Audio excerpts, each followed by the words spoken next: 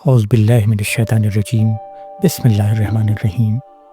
حضور صلی اللہ تعالیٰ علیہ وسلم کا یہ معمول تھا کہ وہ ہر فرض نماز کے بعد جب سلام پھیر لیتے تو 3 بار استغفر اللہ پڑھتے اور پھر اس دعا کو پڑھتے: اللہم انت السلام و منک السلام تبارکت یا ذا الجلال والاکرام۔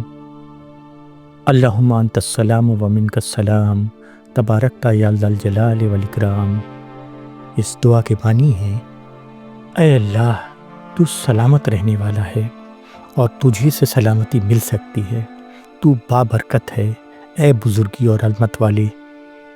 یہ دعا اپنے ان الفاظ کے ساتھ نسائی میں اور ابن ماجہ میں درج ہے۔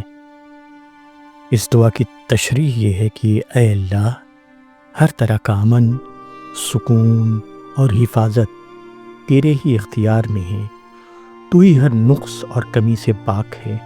جو بھی سلامتی ہمیں دنیا اور آخرت میں نصیب ہوتی ہے وہ صرف تیری عطا سے ہوتی ہے۔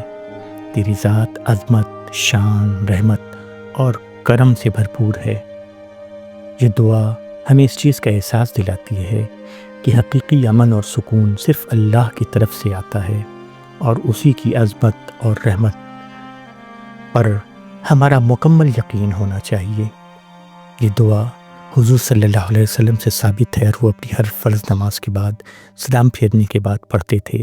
ہمیں بھی اس دعا کو پڑھنے کا اہتمام کرنا چاہیے اور اپنی نمازوں میں سلام پھیرنے کے بعد 3 بار استغفر اللہ پڑھنے کے بعد اس دعا کو پڑھنا چاہیے۔ اللہ ہم سب کو اپنی پناہ میں رکھے اور جنت میں اعلیٰ مقام دے، آمین۔ السلام علیکم ورحمۃ اللہ وبرکاتہ۔